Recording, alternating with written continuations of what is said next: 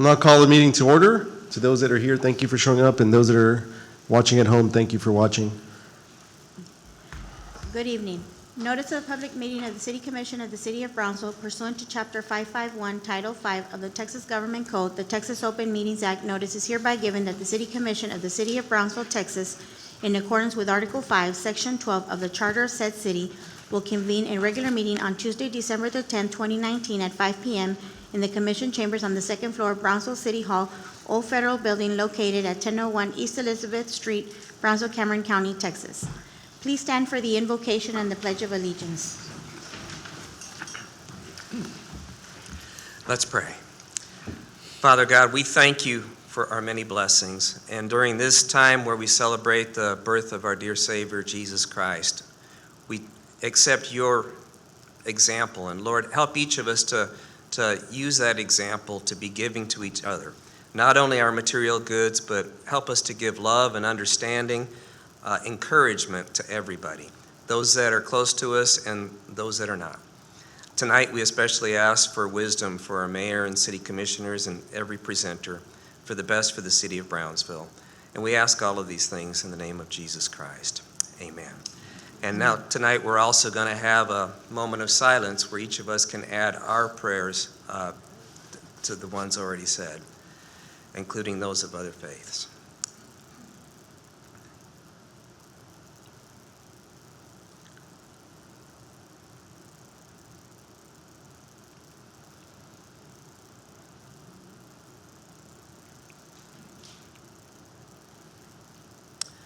Amen. Thank you. I pledge allegiance To the flag of the United States of America and to the republic for which it stands, one nation, under God, indivisible, with liberty and justice for all. Honor the Texas flag. I pledge allegiance to thee, Texas, one state, under God, one and indivisible. At this time, we have a proclamation to Mr. John Kinch. If you would please come forward. Commissioner Gowan's not here, so I'm going to go ahead and read it.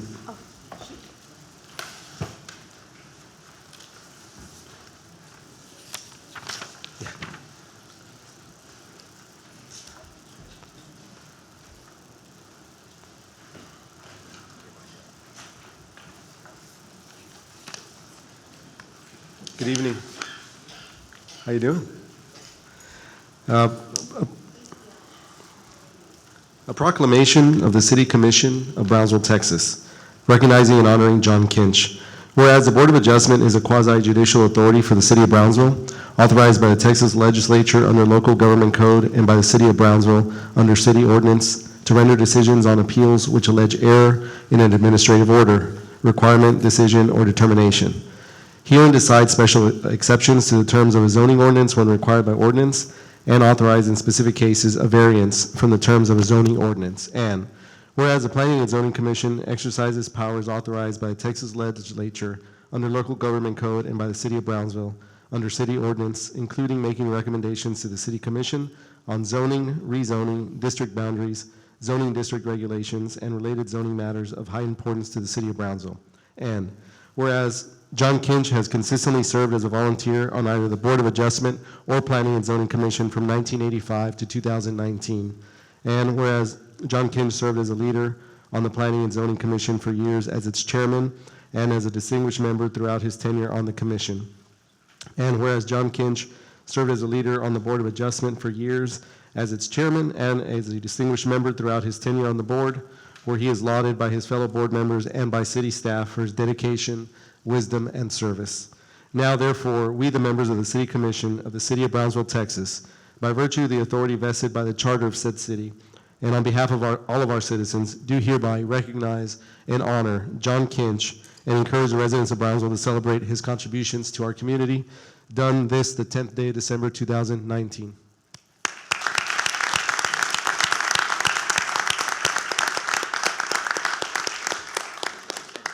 And it's a particular honor for me since John and I are neighbors. We live right across the street from each other. So thank you for your service, John. Would you like to say anything, John? I would comment that I was looking at the board across the back, and the number of mayors that I served under is amazing. So Very good. And Mirna Leal, if you'll come up with us also. Mirna Leal from Planning and Zoning staff. Mayor and distinguished commissioners, I've had the pleasure of meeting John Kinch back in 2015 when I was first appointed to the Board of Adjustment. And it's been a real pleasure over the last several years to work with him, to learn from him, and to watch him as he operated, exercising his wisdom and his years of experience and putting them to use to ensure fairness and justice for the citizens of Brownsville. So when he let us know that he was not finally applying for reappointment to his position on the board, several of us got together and city staff joined us in wanting to recognize Mr. Kinch, and that's why we put forth this request, and we also have a plaque to present to Mr. Kinch tonight as well.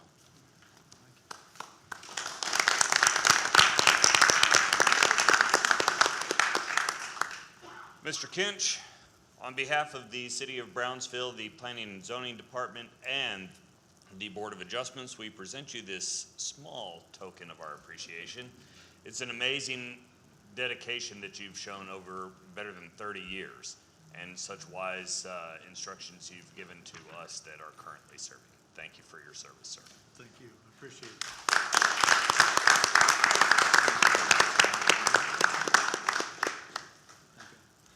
Thank you. Thank you. Thanks. Roy Dillon, thank you. Next, we have presentations. The Challenge RGV.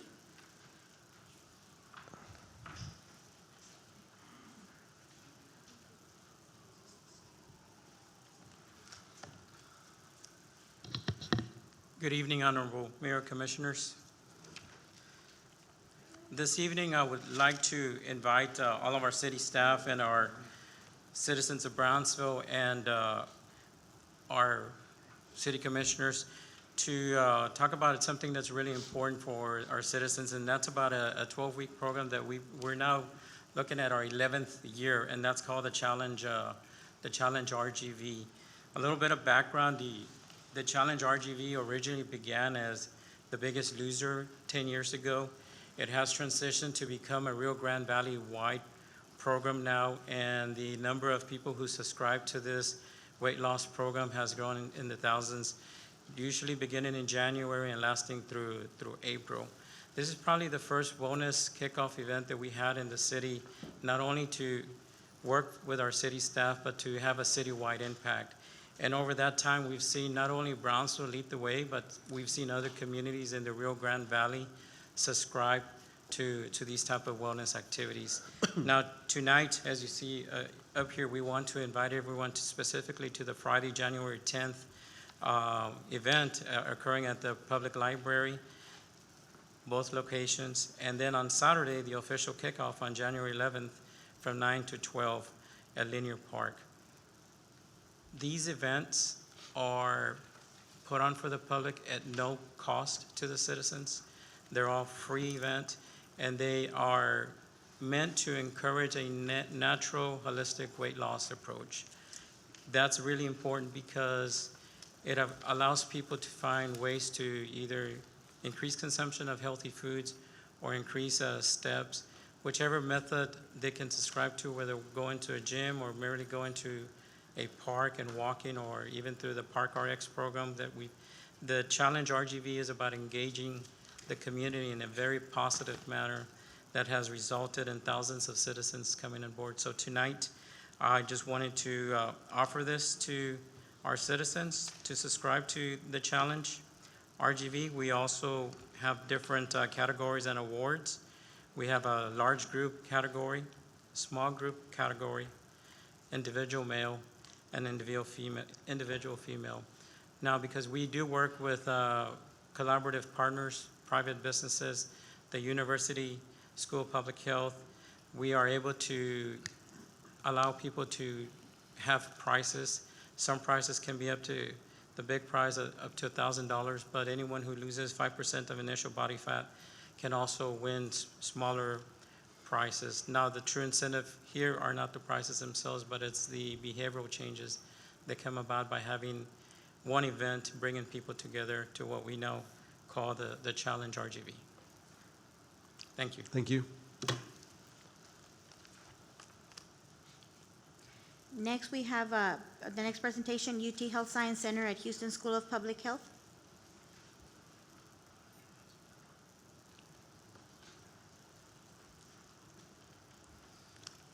Honorable Mayor, Commissioners, it's my honor to introduce today the University of Texas School of Public Health, Dr. Reiniger, whose campus has been one of the first campuses when the medical school came down, and since then, the city of Brownsville and the university have been collaborative partners in many initiatives, and I believe that this relationship continues through the present, and Dr. Reiniger will talk to us about some of the health issues and evidence-based solutions that are available through them. Dr. Reiniger?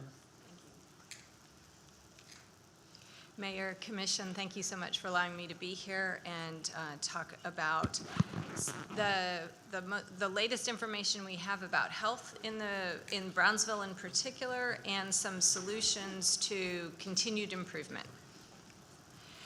The University of Texas School of Public Health sits on the UT RGV campus in the Texas Southmost campus, right down the street, and we want to make sure that people know that we're there, and we welcome collaborations. This is just a photo of our building, and we've been there since 2001. And honestly, our main partner has been the city of Brownsville and doing work in Brownsville to make a difference here. One of the big studies that I want to tell you about, because it gives you a snapshot, a picture of the health status of people living in Brownsville, was created in 2003, and it's the facility is actually housed in Valley Baptist in their Edelstein building, their professional building. And in this facility, the Cameron County Hispanic cohort is conducted, and this is a study where we go home, knock on doors, invite people to come into this clinical research unit and take part in a study that helps us characterize the burden of obesity, risk factors for obesity and diabetes, access to health care, etc. All of that to provide us making decisions about a scientific base for interventions and prevention. It gives us the facts that we need in order to make good decisions. And this study has been led the whole time by Dr. Joseph McCormick and Susan Fisher-Hawk. So I want to highlight just a few of the data points that I think will be of interest to you. This is based on over 4,700 people who are not only enrolled in the study, but they're followed over time, every 5 years. So some people are now starting their 20th year of follow-up. So it allows us a very unique picture. It's a sophisticated study in the sense that there's behavioral information collected, but also a lot of clinical information. It's not just unique in the Rio Grande Valley, it's actually unique in the country. And so there are many collaborators that know about this and are really excited to work in this area because of this resource. So it's a lot of additional resources. It's been used to design programming already, and we just want it to make sure that you're aware of the latest findings. So in this slide, there's a few things that I want to point out to you. One of them is the prevalence of obesity in the area. Half of our population is not living at a healthy weight. That's what that tells us. And as an implication of that, almost 27% of our population has diabetes. This is compared to under 10% nationally of people who have diabetes. So you can see that our obesity rates and the other conditions that we have are driving a higher diabetes rate. Obesity and diabetes together are things that we need to continue to pay attention to. I also just want to circle this one or more health conditions. The fact is that when we look at our citizens, our people living here, that it's not just one thing that people have. It's often multiple things. So it makes it complicated to treat it, and even that much more important to prevent it. The other piece I just want to point out here is that males and females both have high rates of obesity. It's not one or the other. Both populations have high rates, and you can kind of see that in the comparisons of males and females, and really across all ages, although the older we get, the heavier we get. So you may say, well, that's not such a great picture. and I would agree with you, but there's some good news as well. And so I want to share some additional information about diabetes and obesity and the trends that we're seeing. Because cities like Brownsville have been leading the way in making a difference, changing these data. So I'm going to talk to you about a report that's just recently come out by our partners with Unidos contra la Diabetes, and it's based on 2 data sources. One is the one I just talked to you about, the Cameron County Hispanic Cohort. The other is a telephone-based survey that's done nationally, and it's done in the Rio Grande Valley. And so we used those data to give us a picture of, are things improving at all? So I'm going to leave this report with you that has all the details of it, of this, so you can dive in as you see fit. But I wanted to point out a few things. One is that the Rio Grande Valley continues to have higher rates. In this case, we're talking about diabetes on this particular slide. We still have higher rates of diabetes. But our trends are very different than the state of Texas. So we're up here in orange, and our trends are going down, whereas the state of Texas here in yellow, those trends are starting to go up. This is good news, especially for an area like ours where we're already too high. We want to be doing that. And that doesn't happen by chance. That happens by strategy and purpose. And so that's diabetes. Obesity is much the same.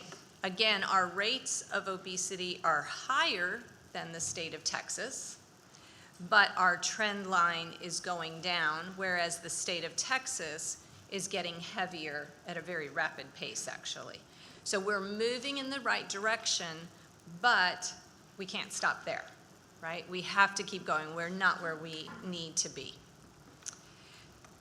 One of the main benefits of even these slight decreases is that it saves us money. It saves us money in healthcare costs, and it saves us money in the fact that we have a more productive population. And these are just on that, at a minimum level, we saw a 10% decrease in diabetes, and that means approximately 19,000 people now fewer have diabetes. They didn't convert to diabetes, right? It's $200 million each year just with those 19,000 people fewer with diabetes. That's a minimum estimate. A higher estimate based on that top line is actually closer to 15%, so you'd add another 100 million in savings per year. So you can see that there's a substantial savings by preventing disease. In addition, obesity has different costs associated with it, and we saw a slight decrease there. About 5,500 fewer people then would be classified as obese, and that estimate results in 587,000 annually, right? If we keep them there, we keep seeing that in direct healthcare costs and lost productivity. So we're not talking small numbers, right? Small changes in these trends result in big economic impacts. More people spending money on things around their life and in our economy rather than just in healthcare. So so what are some of the strategies that have been contributing to this? We can't say that it's one thing that has created this downward trend. It's multiple things, and we're proud of that, actually. It creates synergy, it creates partnerships. So I wanted to talk to you about a few things that the School of Public Health has been contributing towards these efforts in partnership with the City of Brownsville and others. So one of the efforts is a community-wide campaign. It's an evidence-based approach to addressing physical activity and healthy food choices, those precursors to obesity and diabetes. And we started this initiative with Brownsville, and we've been working on this for now over 15 years. The challenge that you just heard about, the weight loss challenge, is one element of that. The campaign itself is built on the idea that when we combine media messages individual-focused activities, and environmental and policy changes that align to promote physical activity and healthy food choice, we see improvements. We see people getting healthier. So we collectively took that and have been implementing it under the banner of Tu Salud Si Cuenta. There's the three aspects that we really talk about: increase in physical activity, choices, substituting choices so that you're consuming more fruits and vegetables, and looking at our portions. And as we have gone through and implemented this through mass media, through the messages on social media, on mass media, in newsletters, implementing social supports elements through free exercise classes across the city, community education events, text messaging supports, risk factor screenings. One of the things that we found from our Cameron County Hispanic cohort data is that over half of the people that came into this cohort study who had diabetes, when they walked in the door, they did not know they had diabetes, right? So they were living with a condition that they needed medication for to help them manage it, but they didn't even know they had it. So risk factor screening is key. People need to know that they're at risk and what they can be doing so we can help them. So that's another element of this campaign. A lot of education around diabetes prevention, or around nutrition, and then environmental changes, creating places and structures that allow people to be healthier. This is, the way I look at it, this is the kind of the special combination that when you put it in place, you start seeing the kinds of decreases in trends that we're talking about today. These programs rely heavily on community health workers, individuals who can serve as coaches that go into homes, help connect people to resources, answer questions that are personal and focused on making a difference in their lives. And what we see when we implement this is people are, find the right pen here, they are increasing their fruit and vegetable consumption, they're increasing their physical activity, they are overall improving their blood pressure, which you see here. And so they're making the changes when they enroll in these kinds of activities that we would hope to see. And these are just some photos that you can see. People in Brownsville are out being more active and meeting some of the guidelines that will help them be healthier. So we're doing health screenings and exercise.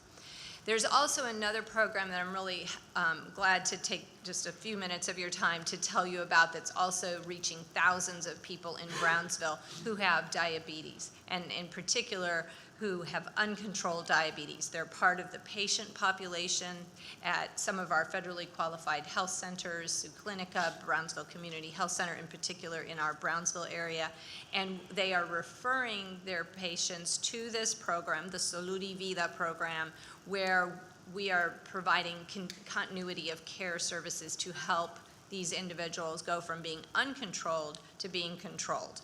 So what does that look like?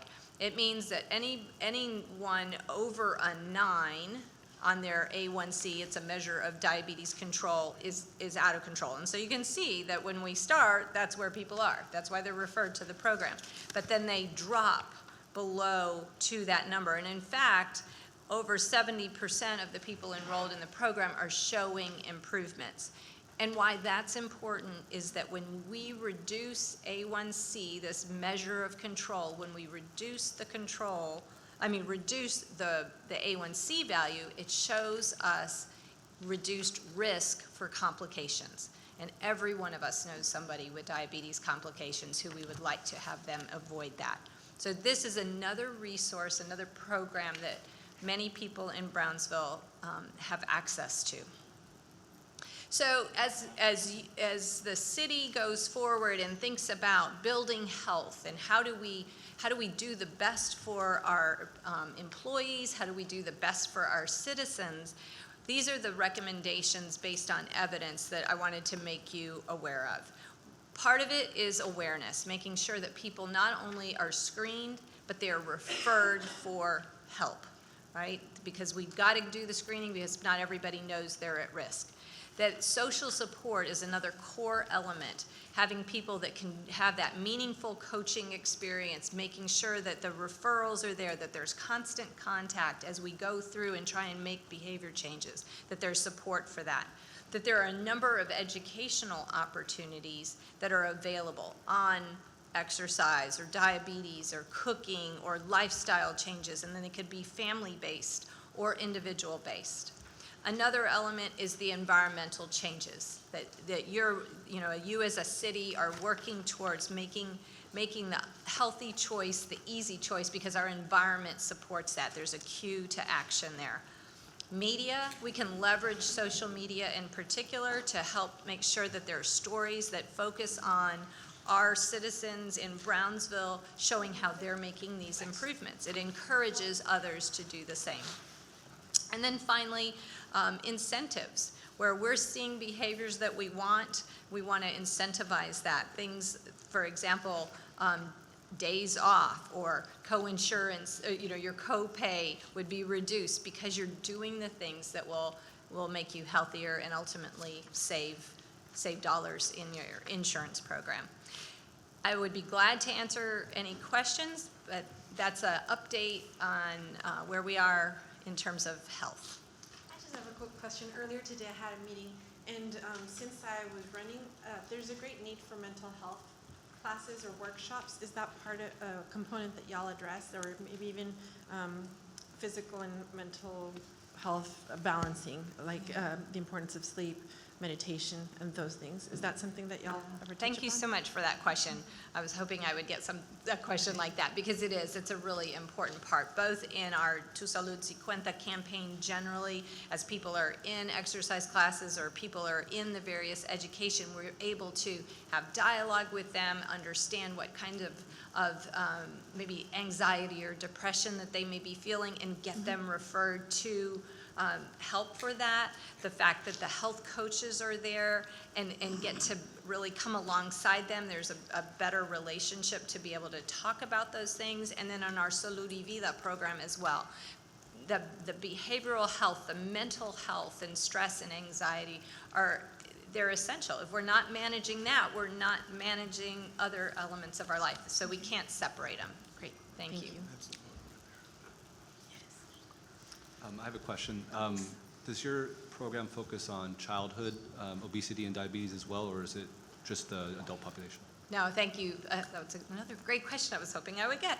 Another element of some of the work that we do is a program called MEND, and it's a program specifically for families and for children who are already at a young age, between 6 and 13, already overweight or not at a healthy weight. And it's specifically designed for kids and a parent to address that, and it comes alongside of the family. It's a long-term program because it's not a quick fix. We have a lot of behaviors that go into that, and we've reached well over 1,500 children, and we're showing really neat results, and parents like it because they lose weight too. So, thank you for asking that. All good news. Thank you. Thank you for your time, and I'll leave these. Thanks.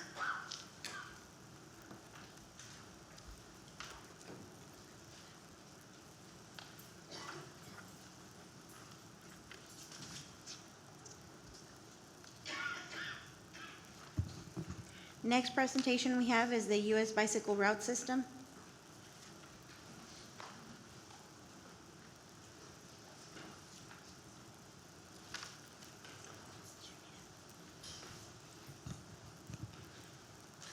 Mayor, Commissioners, I'll quickly go through this.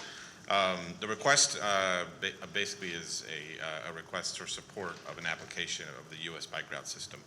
As you all know, the active plan became the Caracara Trails, and the advisory committee is made up of these 20 entities from all over the county. The goals are economic opportunities through Cameron County, diversify the local tourism market, link Cameron County communities, and create a regional bicycle pedestrian network. And to go along with Belinda's mission is promote healthy lifestyles. And so The U.S. Bike Route System, this is a map, it's a three-tiered map. It's the green on the right side by the island is a kayak trail or water trails. The blue is the proposed U.S. Bike Route System. And the red is off-road trails. And so your typical, like your battlefield trail.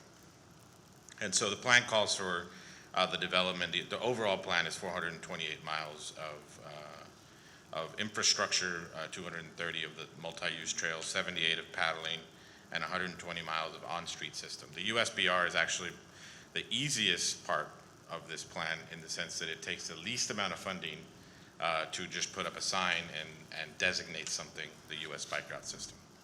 And so these are some of the tourism elements and what it does in other communities. That's from a trail perspective. The great example is being the Great Allegheny Passage between Pennsylvania and Maryland, creating up to $100 million in annual spending. These are examples of water trails in other states. And when we did the active plan, we really wanted to see what the economic benefits would be here in Cameron County. And so if you take the seven projects that were considered the projects that you could implement the quickest, you would have a total of $70 million in annual spending. And you can just see the breakdown of how that would work over time. These are some examples of what those trails would look like along Resaca, along the Arroyo, potentially. And this is what I said, the red is the multi-use trails, much like your battlefield trail. So you start to see a full system. You can go from Brownsville to Laguna Vista, from Brownsville to Harlingen, vice versa. And so part of that plan was also engagement, and so this is what it would look like in the rural areas, outside of the city. As far as what we're doing in Brownsville, this is the Southmost Nature Trail. Phase 1 is already built. Phase 2, the following phases are funded through Category 7 funding, TxDOT, but they're in design. And so the funds don't really come until 2022, so we still have a little bit of time there. And so, but we're already working on it. This is the Battlefield Trail, the trail that everybody knows. Los Fresnos Trail. So part of this trail, the one that's closer to the Battlefield Trail, or the battlefield, is already built, and then the other part, this is in segments. The other part is funded by the Legacy Foundation. That is currently out for bid. The bids are due December 18th, and that's a 2-mile extension. And then the rest of it going to Los Fresnos is also funded, but later years. So it's funded, I think, in 2024 or 2025. The funding's already there, but it just takes a while to get there. Funded by the MPO? By the MPO, the Brownsville MPO. At the time, it's in RGV MPO plan. The Bahia Trail, this is perhaps the signature project of the active plan. This is varies on the alignment, but 18 to 20 mile trail connecting Palo Alto or Brownsville to Laguna Vista, Palo Alto to the Bahia Grande National Wildlife Refuge. So you can start to kind of think of what kind of attraction this would be to tourism. And this is a picture out at Bahia, and that would look like a rest stop and some other stuff. And so the Bahia Trail would end at the South Texas Ecotourism Center. So the county the county and Laguna Vista partnered up on the South Texas Ecotourism Center, and that's the rendering of what they are proposing. And I believe they are already out for bid on that too, and so that's funded and underway. These are some birding pictures. So that takes us to the U.S. Bike Route System. U.S. Bike Route System is an official designation, and the TxDOT must apply for it. Well, in this case, state TxDOT, and they're cataloged and designated by AASHTO. So that's the kind of the premier organization that regulates departments of transportation. They're designated with numbers and they're mapped and signed. So that's kind of what a typical bike route system would look like. It's on road. It has a little bit of a buffer, and then you have your bike arrow. This is a picture of the nationwide plan, and so I don't know if you can tell, but the solid lines are lines that have already been officially designated. And so the other ones are proposed.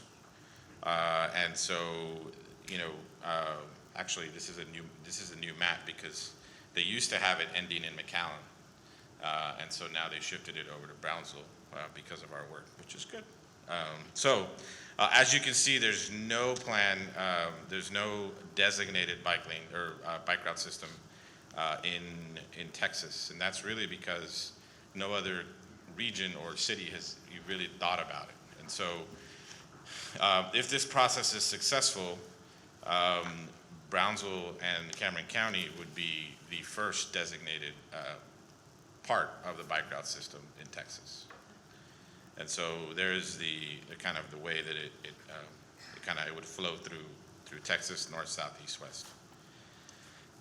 And that's the map once again, the blue trails connecting Combs. Actually, I learned something today. U.S. bike route from Combs to the island would be 255, and from Combs to Brownsville through Los Indios and Harlingen would be 55. So there's two numbers there. And so these are the segments. There you see the blue lane, the blue time, and that's what covers, it's Brownsville, how it meets and ends in Brownsville at some point. What does designation mean? Is a route that is officially recognized. It's obviously studied and approved by AASHTO.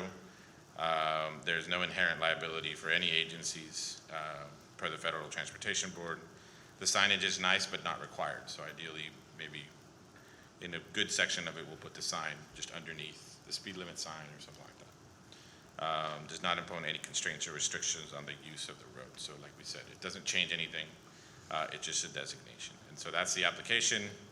TxDOT has chosen the active plan, Caracara Trails, to be the first one in Texas. And so I think we're extremely proud of that. I think that also says a lot for the work that's been put into this plan. And so, you know, it'll bring, the vision is it'll bring bicycle tourism, it'll be a destination, and it just puts us on the map. And so, December 2019, I know Rails to Trails couldn't be here because they're also presenting in Port Isabel and Laguna Vista tonight. So Eva asked me to present here. And so I think you covered everything. Yeah. No more so. I think I've done this presentation once or twice before. So anyways, we submit the draft, TxDOT reviews the application, sends it off to AASHTO, and then by June, we could potentially have the designation. And so those are the partners, and that's it. So Caracara is the whole active trail now? Yeah, it was rebranded. We couldn't keep calling it the active plan and sell that, so. Is the Palo Alto is part of that? Palo Alto? Battlefield? bike Yes. deal? And the southmost one's gonna be part of it? Yes. Is the West Rail Trail included in that? This plan, it does include the West Rail Trail. And is the funding gonna come from the MPO for all this? For the Caracara Trail? It's I mean, countywide, there's right? multiple funding. So, for example, the trail going northward from the end of the current Yeah, battlefield, the Legacy. Legacy Foundation. founded it. So there's a mix of funding. There's federal that's non-NPO. I mean, there's Only? Yeah. It's not- But they're involved.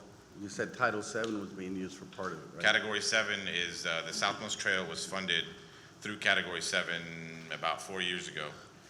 But like I said, the money doesn't come free until 2022. What do you anticipate the cost to be to the city of Brownsville For the for any part of for it? USBR, nothing. Okay, but for the whole thing, Caracara Trail? I So mean, every at least our area. every city, it's multi-jurisdictional, right?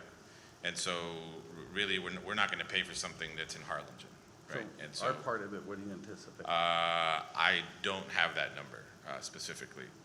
No idea? I can get you the number. I just don't have it right now, but I'll surely would get like it for to you. know it. Sure, absolutely. So the request is just we'll put a draft together, a letter of support that we could submit to TxDOT specifically for the US bike route system. Which doesn't cost anything other than some signs if we, at our option. Yeah. Yeah. So, thank you. Thanks.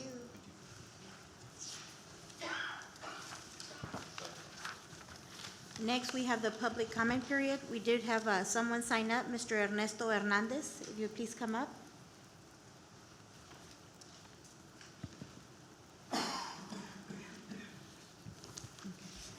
He's not here, so we'll move on to the next one. Johnny walks in. Next, we have our work sessions. Letter A, charter election timeline.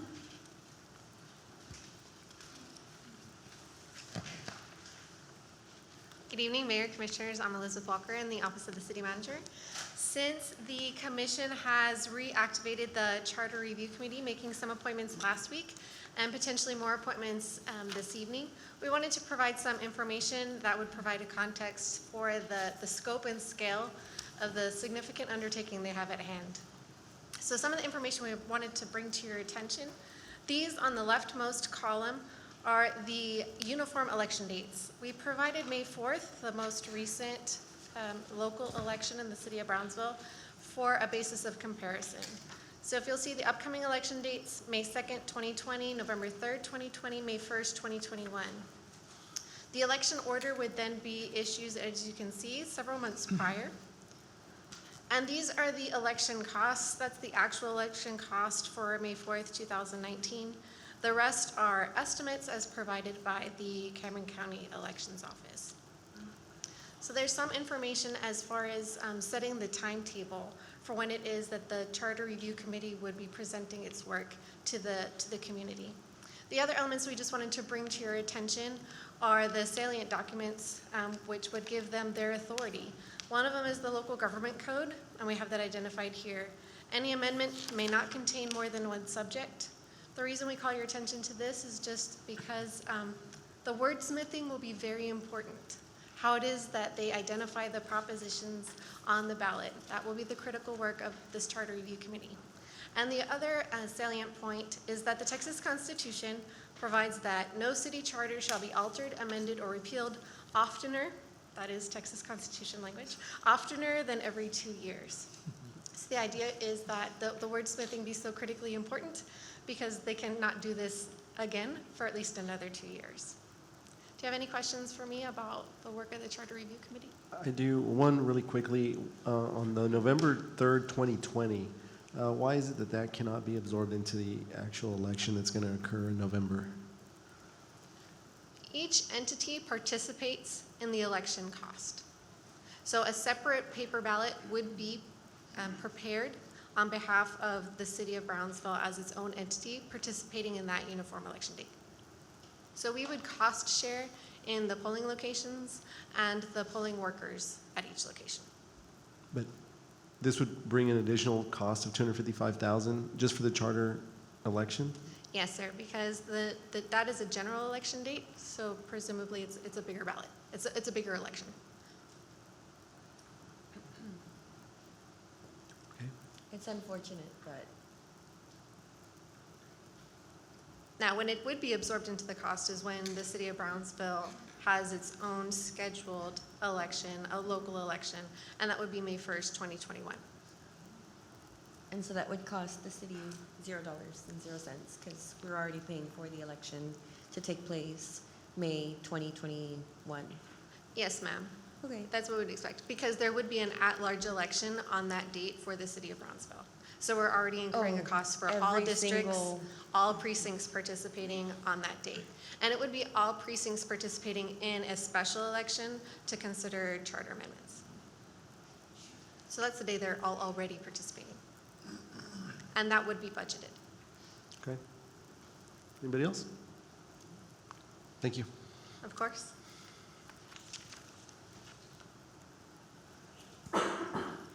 Next, Go ahead. next we have work session B, wellness program update. Mayor, we would like to see if we can just switch the order on these. I know Dr. Godwin's on her way. She wanted to take part in that wellness program discussion. Okay. Well, so then let's just go ahead and take C first, which is County Southmost Office update. Next, we have work session C, County Southmost Office update. Yes, Mayor, this item was requested, I know Commissioner Galowski has an interest, this is inter-district, and the county has plans for a substation. We have Mr. Isaguirre here. We also have members of our engineering staff who can provide an update in terms of what we have done internally to work with the county on the conveyance of this particular property.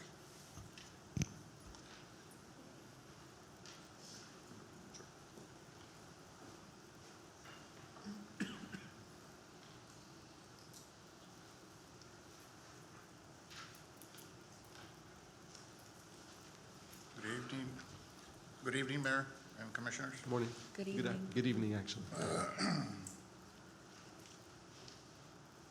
Now I know why Pete asked me to be here. He didn't have a presentation like everybody else. But anyway, he called me about 2 o'clock this afternoon. You gotta go to the City Commission. But anyway, this project started as an idea back in December of last year, where I visited my office there at the Brownsville PD station there on Southmost. Every so often I go visit, a surprise visit to my offices countywide. We have 9 offices countywide. And of course, as usual, there's those long line, people complaining, and you know, I said to myself, something needs to be done. You know, of course, that's not our building. We were there rent-free since 1999. But it's been very, very helpful for the citizens of that area. As driving back, I took the long way and I went down Southmost and I saw a huge vacant piece of property there. And I said, why is it vacant? What was here? And I said, then I remember, oh, there used to be a water tower here.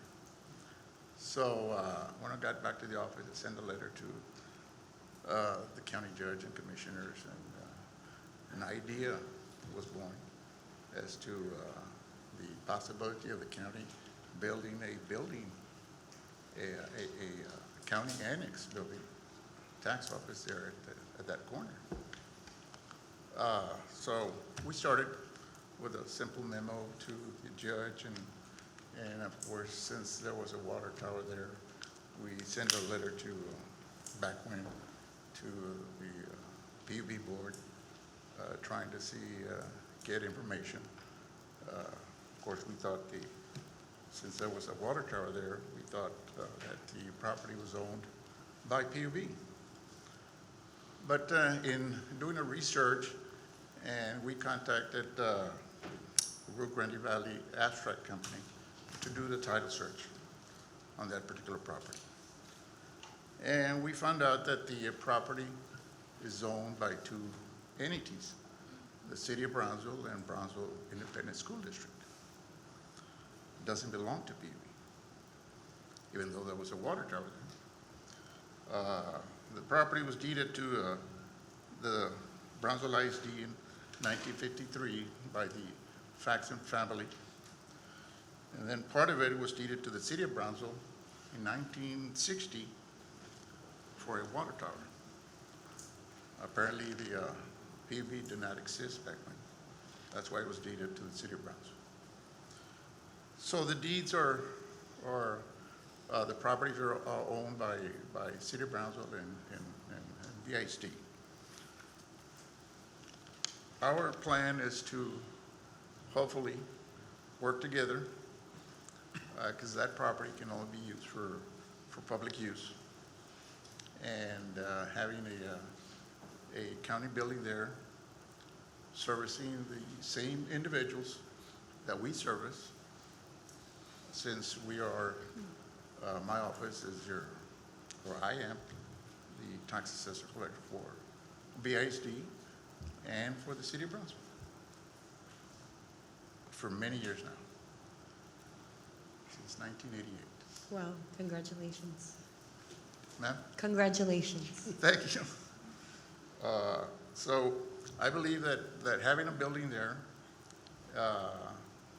big enough with space to grow, could be very, very beneficial to the citizens of the southmost area. There's approximately about 40,000 individuals up there in that area.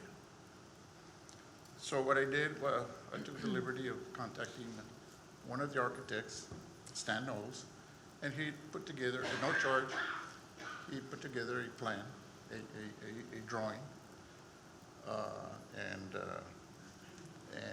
we came up with a 4,200 square foot building that's going to house 3 to 4 employees.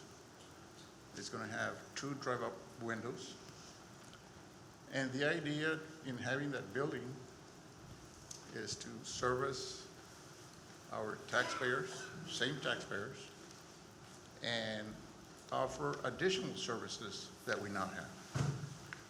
In our office in the southmost building at the Brownsville PD, the only thing we do is collect property taxes for all the agencies and do title transfers. Our plan is to enhance and offer additional services, the same services that we offer, plus copy of deeds, marriage licenses, anything having to do with the county clerk's office, anything having to do with the district clerk's office. So this would be a fully functional building, full service to the citizens of that area. So, but the issue now is getting the property transferred over to the county from the city of Brownsville, their portion, and then making contact with BISD to do the same. And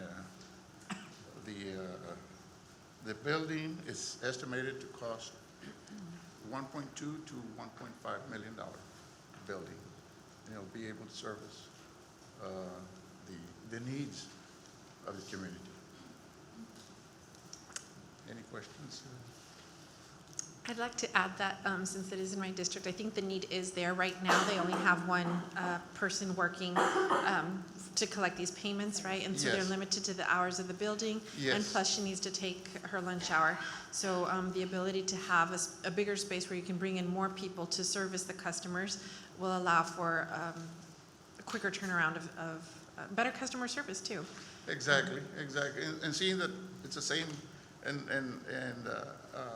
I forgot to mention that maybe possibility of servicing since we're talking about the same individuals, same taxpayers, offer the service to the Public Utility Board to see if we could service those individuals to go to that office and pay their monthly bill there. Yes, right now, our office right now it's a one-person office. We have to close at noon. The individual has to take a break, and because we're there at the mercy of the police station, we have to close at 4 o'clock. So really, that office, the existing office, is open only 6 hours a day, and that's not right. And also, part of the plan calls for our taxpayers to be seated. My plan is to have a ticket system where individuals get a ticket and are sitting down, everybody's sitting down, and they're going to be called as they come in, first come, first served. I think individuals, or the type of service that we offer, having people standing in line for service is a thing of the past.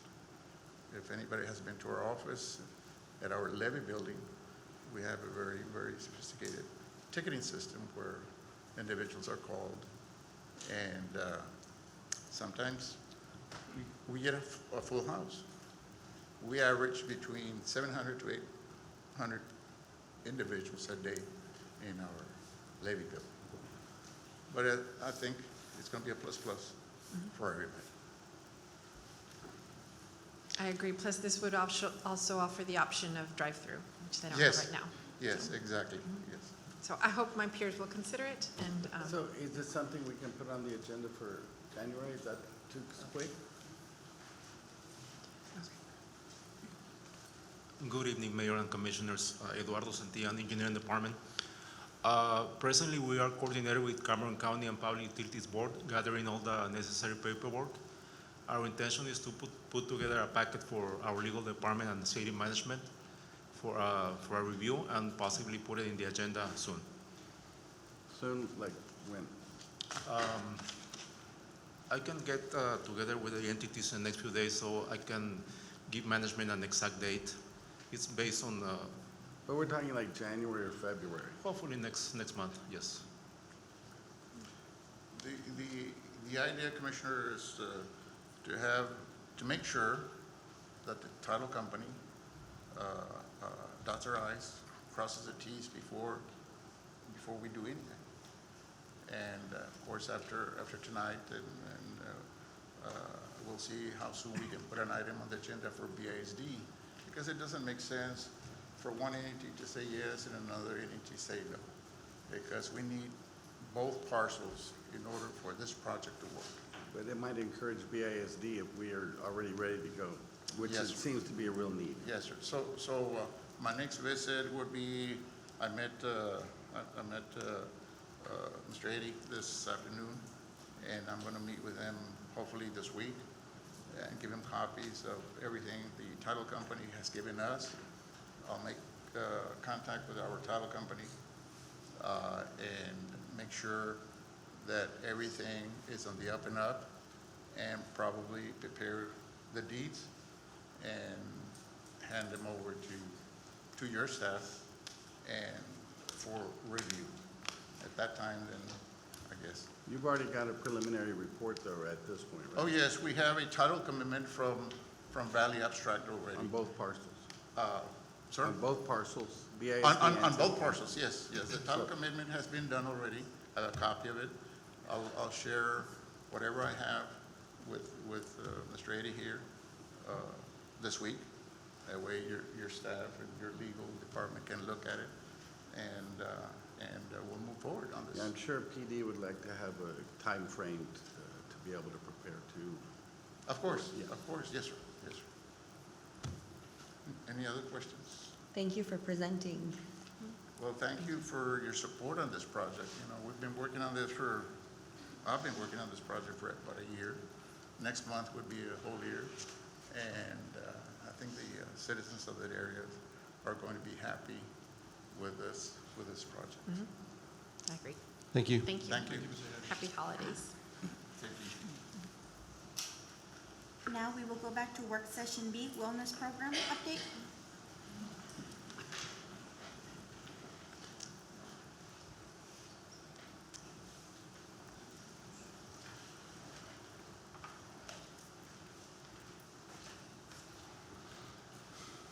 Good evening again. I'm back.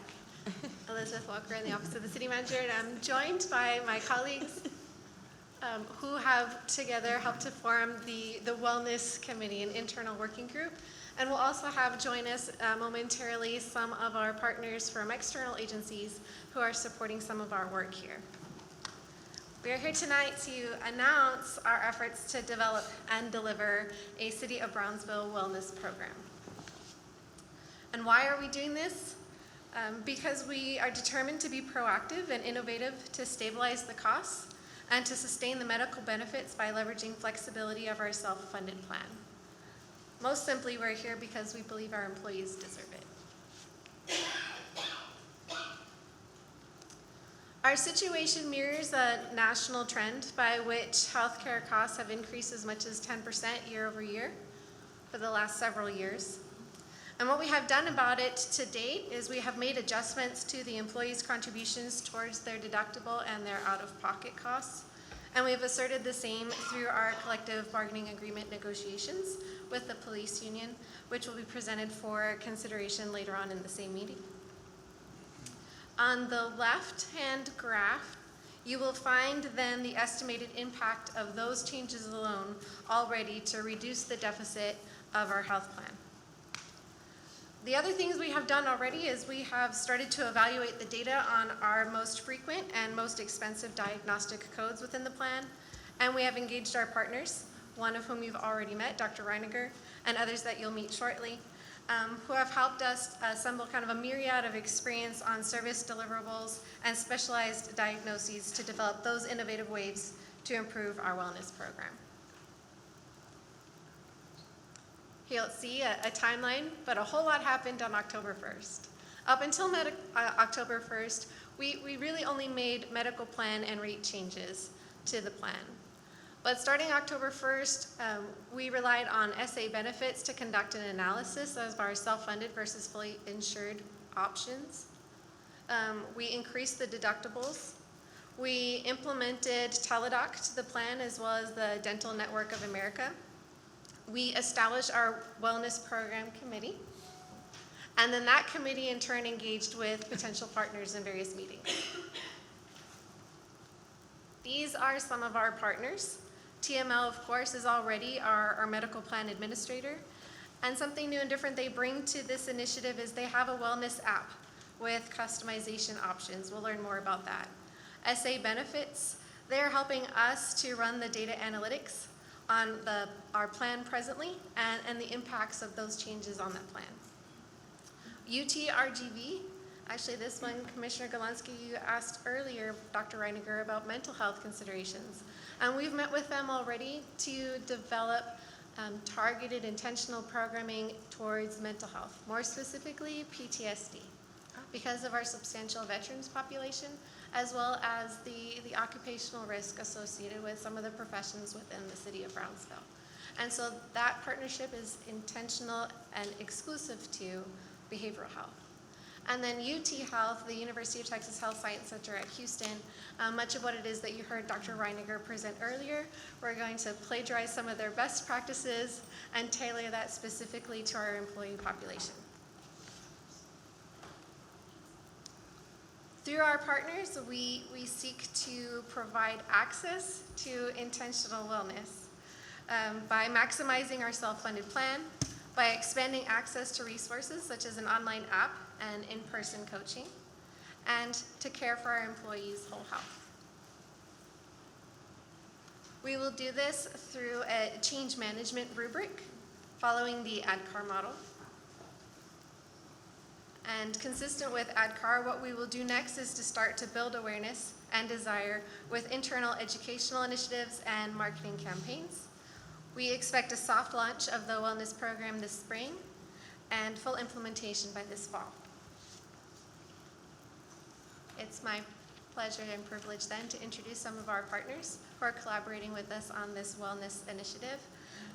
We'll have first, you've already met, as I mentioned, Dr. Reiniger with the UT School of Public Health, but also tonight you'll hear from SA Benefits and then TML Health. I guess I'm first. Thank you very much. We'll need glasses to work this. Yes, absolutely. Good evening, Mr. Mayor, Commissioners. My name is Mike Getz. I am the Senior Consultant with SA Benefit Services. We currently provide the stop-loss insurance coverage for your self-funded medical plan, and in addition to this, are going to be providing the bulk of the analytics associated with how we will focus and target the wellness programs to achieve a return on our investment here. What we were asked to do initially, though, was just evaluate the status of the self-funded plan that you have today versus fully insured options. And essentially we used an analytics tool made available to us through a company called Claros Analytics, and it's a tool that's used by the stop-loss insurers and their underwriters to evaluate the risk and also to do comparisons of fully or self-funded plans versus fully insured options. I could go through all the guts of this, but ultimately what we did is we took 5 years of your historical claims data and fed that into their system, and it generated the results that we received here. Okay, one thing I thought we should probably touch on very quickly here, is just make sure everybody understands the difference between self-funded and fully insured. And at its most basic level, the difference between being self-funded and fully insured is we use the city's money to pay your claims. We don't have a big behemoth insurance company out there whose money we use to pay those claims. Your participants don't pay premiums, they pay contributions. And that's insurance terminology, the difference between insurance terminology and self-funded terminology. But essentially, the way I've most effectively been able to break it down to people who don't do what we do every day in the insurance world is your self-funded benefit plan really is a bucket of money and a book. And that book is the plan document that tells us when we can dip into your bucket of money and pay doctors and hospitals and pharmacies. Now, the way we get money into the bucket, obviously, is through the contributions that the city makes toward the cost of coverage, and also the city's employees and their contributions toward that cost of coverage as well. And ultimately, that plan document, that book, is what really tells us when we can and can't dip into that bucket of money. And that bucket of money not only funds the actual claims themselves, but it also funds those administrative fees, the cost for processing those claims, and then the stop-loss coverage that covers us for those large claims. Here's the 5-year claims history that we were looking at, and essentially what we did here is we took, and I want to see if I can make this work, we went back to 2013, 2014, where we had about $10.5 million in claims. 14-15 was our basement. That's where we reached our low point, which was 9.734. And this line, if we followed it up to the current status of our plan, which is projected to annualize out at about 13.2 million, shows that the previous 3 years before this year all bumped up significantly above that line. So our trend is not even consistent. It's up, and then a little bit down, and then continues back up. It's a trend that's not sustainable. And when we look historically at the plan that you guys have had over the years and how that plan compares with the rest of the municipalities and also the school districts in the area, you guys have, hands down, the richest benefit plan for your employees, without question. Okay?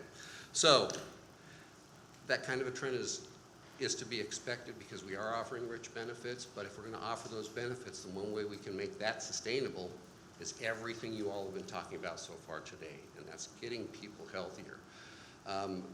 We're not doing things that we should do with controlling the cost of health care at a national level. So really the only thing we have, the only lever we really have to pull here is to educate our end users of our plan and help them understand that, first of all, it's their money we're spending, because their money goes into that bucket. And the only way they can at least manage or control that trend of their increases in premium, or pardon me, contributions, and their increases in liability, which is increases in deductibles and co-pays, is for them to essentially get healthier. And that's really the lever we've got.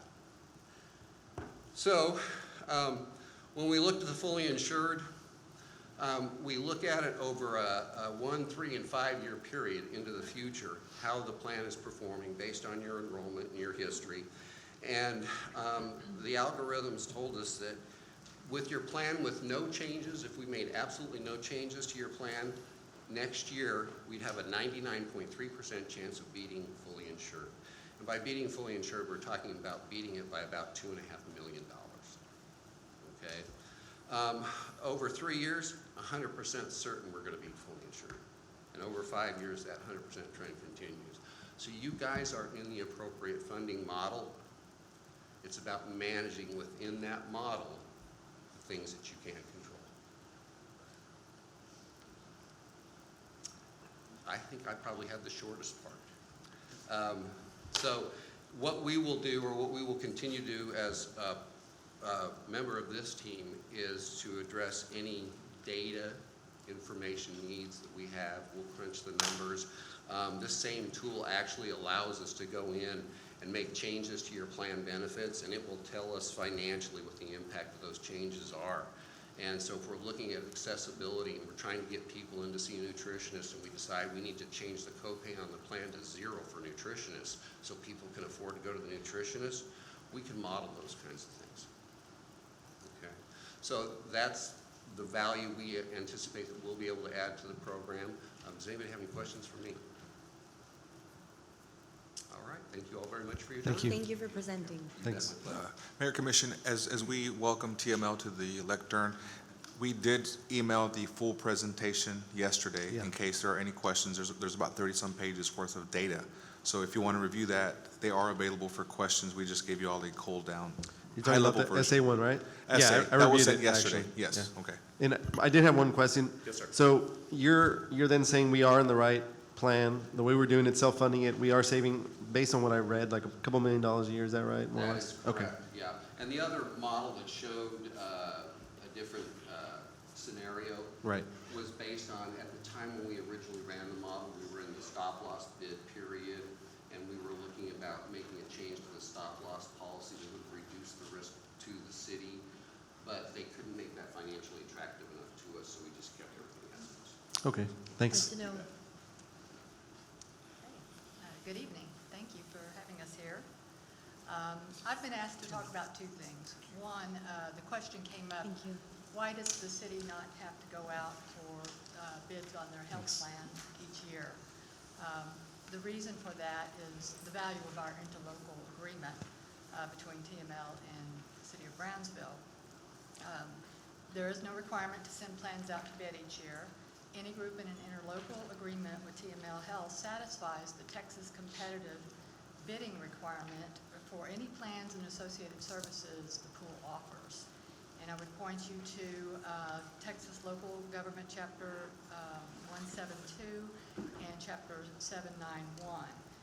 So if you have any additional questions or concerns, you might want to check with your city attorney for any legal advice. On the right side of the page, I've detailed out how TML Health goes about selecting vendors to be offered through the pool. And so we would prepare a request for proposal and then detail out the steps. A good wellness program, I want to talk about the wellness program. There's a lot of wellness programs out in the community in our industry. And one thing that we noticed is there was a lot of work on the part of the city or the employer. Their benefits team, their HR team had to put in a lot of time and effort to those programs. So we decided we wanted to make our program very turnkey. And so a good wellness program needs to have some of the following items. Promote preventive health screenings, support weight management, provide flu vaccines and other preventive care campaigns, encourage physical activity, help individuals in good health and those with chronic diseases, easily track the progress to see positive results, and also offer an incentive for taking those positive actions. TML Well provides an evidence-based, cost-effective program through its tools. It assists all members regardless of their health status and supports on-site and off-site flu vaccination campaigns. Through the TML Well program, we partner with Catapult Health. They offer an on-site preventive care visit. And it's really more than just a biometric event. It's really like being in your doctor's office for a preventive care visit. We also have Naturally Slim within the program, and it's a cutting-edge weight management program. It's a 10-week online course, and it teaches people how to lose weight and improve their health without having to give up all of their favorite foods. We do all of this through the Navigate Wellbeing Solutions. It's an online portal. It's available in both English and Spanish, and it drives the group activities and campaigns and tracks the results. You can also sync up apps and devices to this portal. Oops. So more about Naturally Slim. It is a weight management program, and studies show that 3 to 5% weight loss can reduce the risk of metabolic syndrome by 41%. We had a pilot group of 400 individuals that resulted in 1,300 pounds of weight loss in 10 weeks. and it's available to all adult members on the TML Health Medical Plan, beginning 1/1/2020. It does require a minimum BMI risk factor to participate in this Naturally Slim program, and it also qualifies as nutritional counseling under the Affordable Care Act guideline and can be paid through claim spend. So that means that it's a preventive service, and so it's no cost to the member. So then the last component is incentives, because they do motivate. And I think we heard from other people tonight about that. For the pool, they offer a $150 incentive. And there's 3 ways to earn those incentives. It's a combination of doing the well-being survey and either a biometric screening and or an individual or group challenge. And those incentives can be received in the form of cash, or we have an online shopping mall where they would receive credits. So that's the end of my presentation. Do I have any questions? Thank you very much. Thank you. Thank you for coming.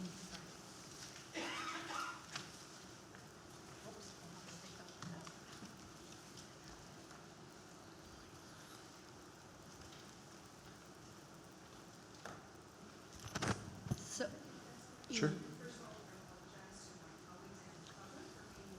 Was a personal commitment that I could not reschedule. I want to say that Art Rodriguez and I have worked for 10 years lobbying for the creation of a wellness program. And I compliment this administration because you are finally listening to what we have been trying to say for 10 years. I think in some ways everything happens for a reason, and perhaps the reason that it took this long is that we now have the data that you heard from Dr. Reiniger, that the programming and the education and all of the policy and things that we have done for 10 years are statistically proven to be working in our community, not in Dayton, Ohio or Chicago, Illinois, but we can prove that those things work here amongst our community in our people. So maybe it's apropos that we're going to kick off this wellness program at this time, where people can with confidence know that we're making great choices. So thank you for the partners that are going to come to the table. Thank you to HR. Thank you to the administration. And I think that the coming wellness program will benefit every city employee and their families. And I look very forward to it. Thank you. To add to that, and this is kind of a little bit off, but health insurance is so important to our city staff members, and our resources are so thin. So I'm so excited, and so I, like Dr. Gowan, have sat here for almost 10 years and have seen the way that our city staff puts in so much to our city and the toll that it can take on you all and your bodies and your health, but more than that, your children.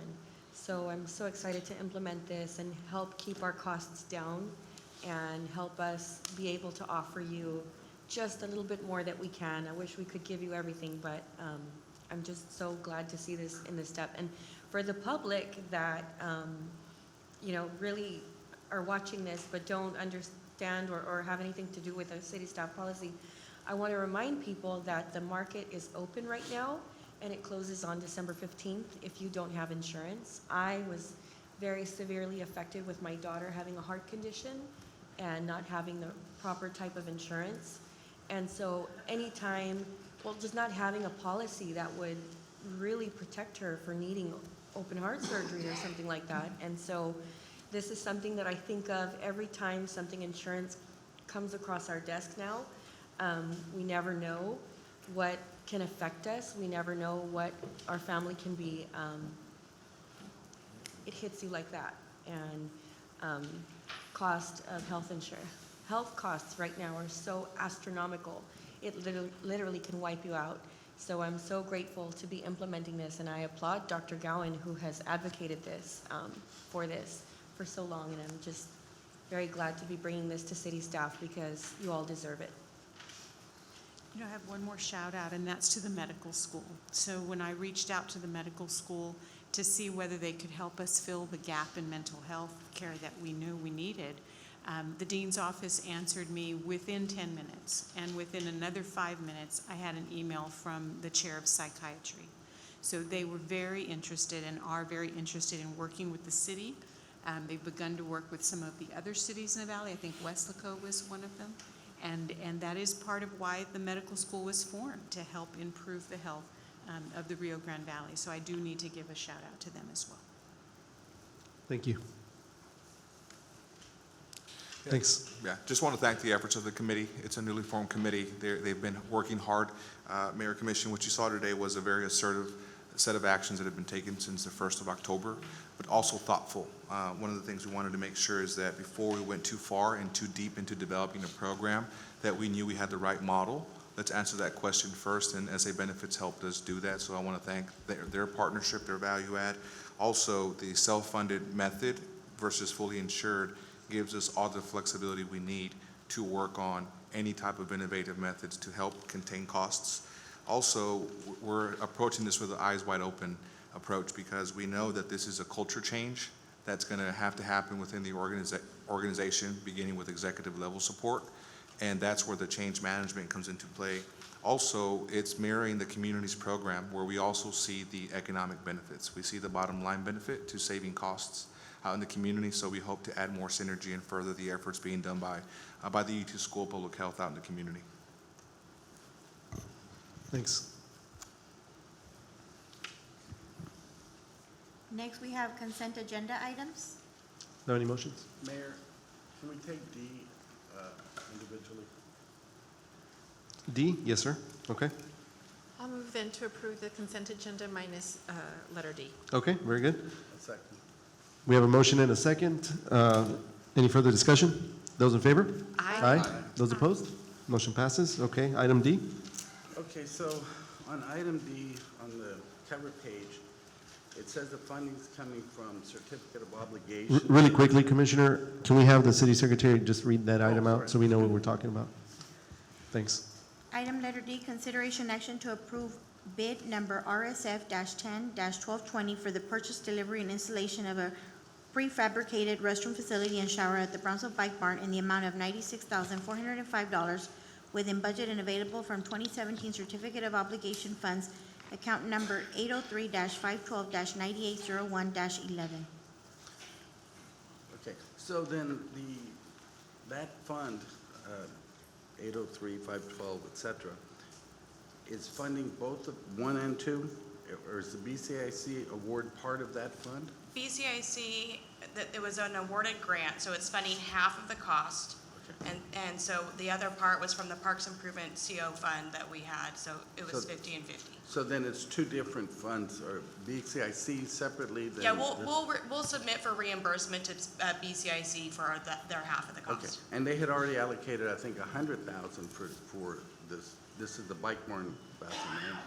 Correct, but Yeah. 50 from this, the budget was 50 from the city that we had and 50 from BCIC. Yeah, I think originally we had allocated 100, so actually we're only gonna have to pay 50 now. Correct, okay, We yeah, being BCIC, I'm sorry. I think, I'll have to go back to the letter, but, I mean, if they may have, I don't know, I haven't been to a meeting in a while, but if so, then they just gained.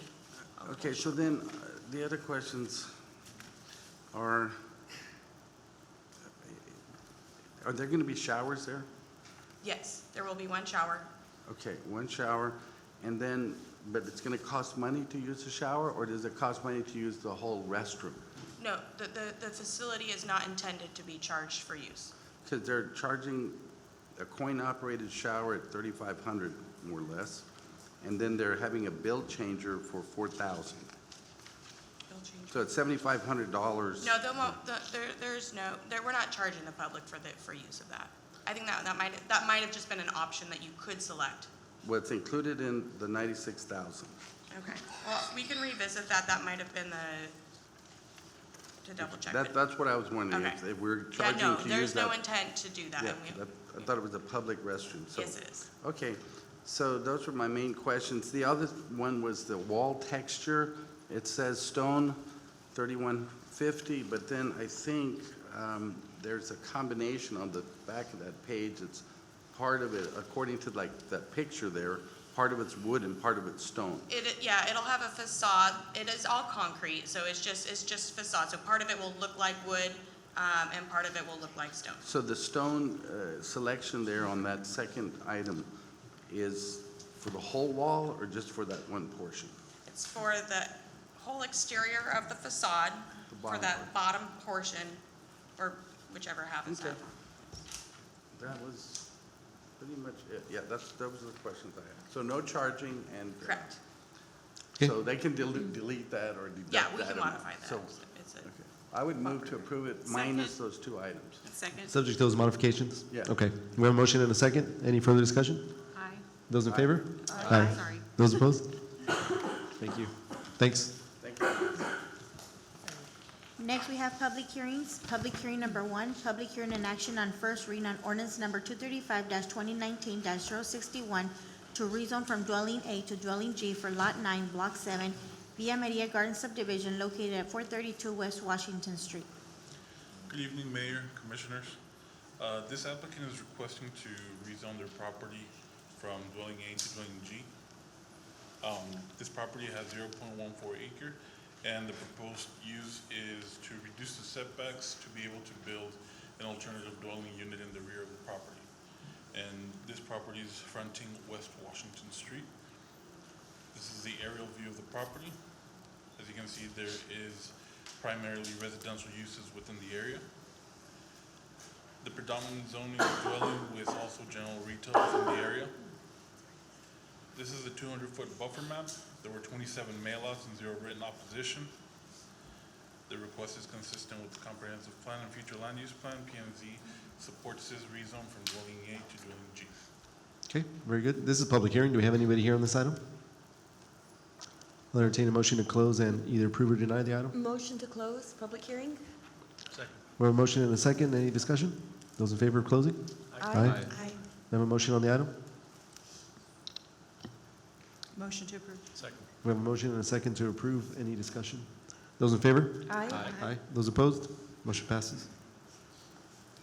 Next, we have public hearing number 2, public hearing and action on first reading on ordinance number 235-2019-062 to rezone from dwelling G to apartment H for lots 23 and 24, Block 1, Canyon Valley replat subdivision located at 3704 Menchaca Court.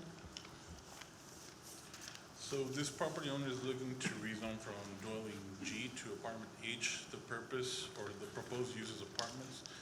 The property has 0.3108 acre, and this property is fronting Menchaca Court.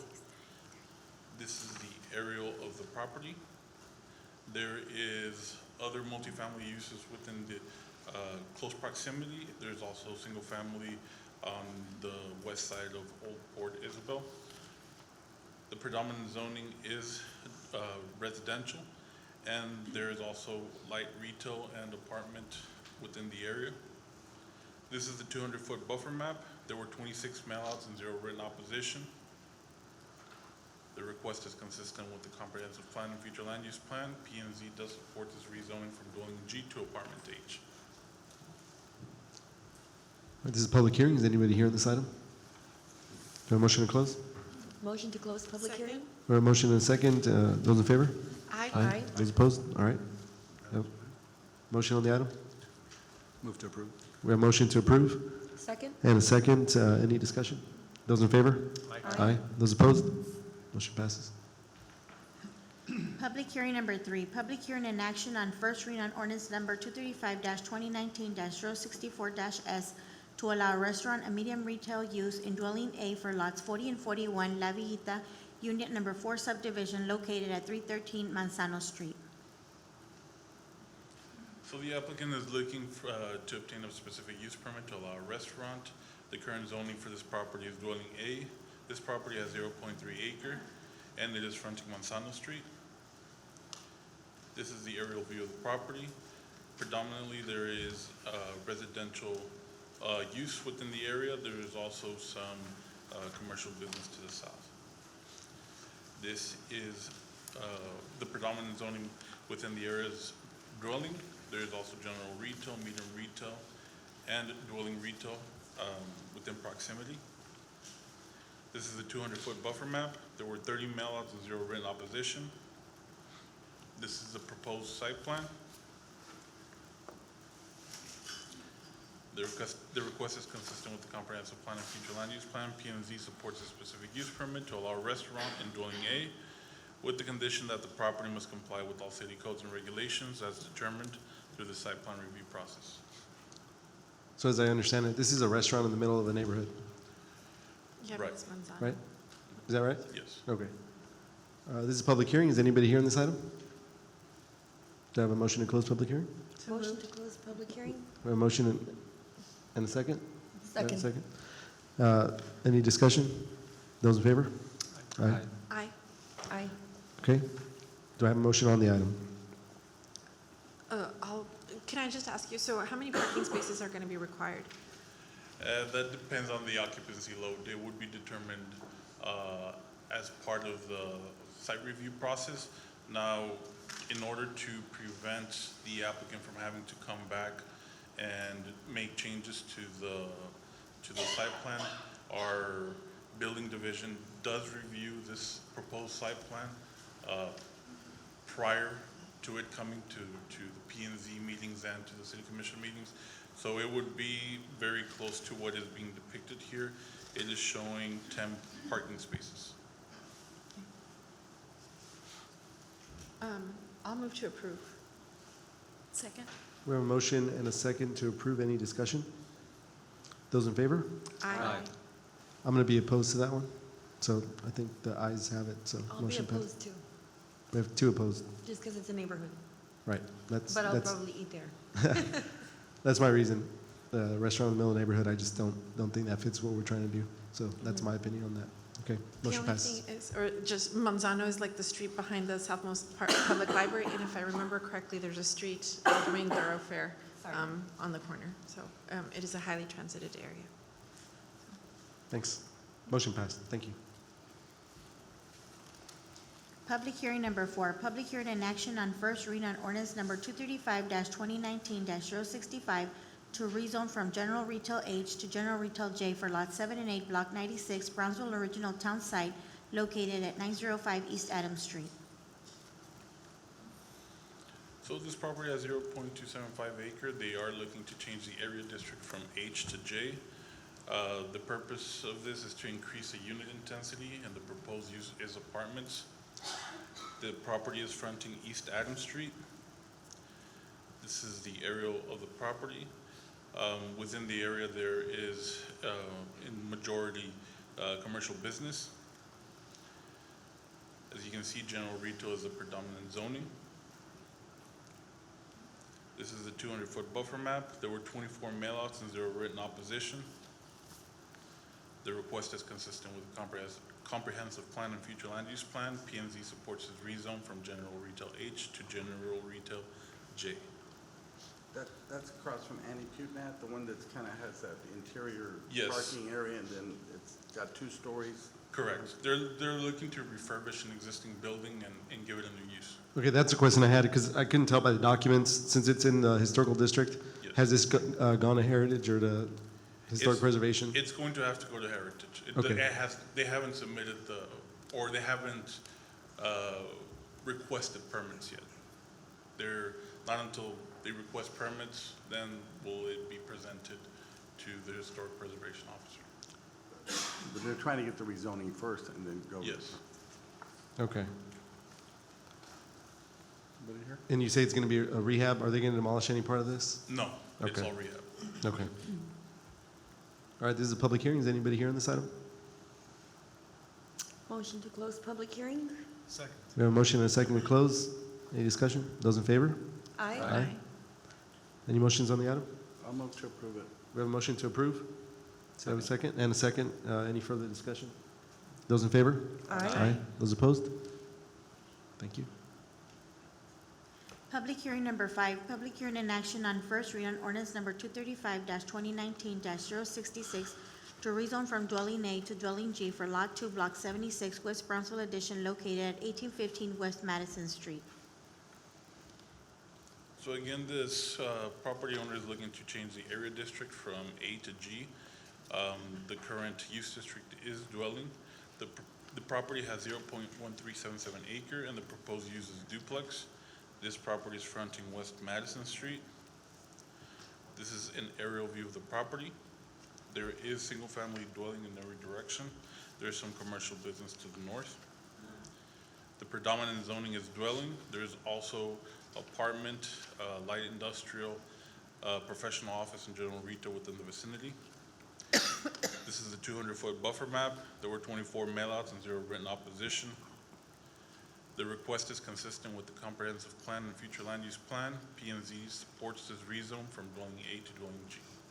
Dwelling G lets it be duplexes? Is that the big difference, or?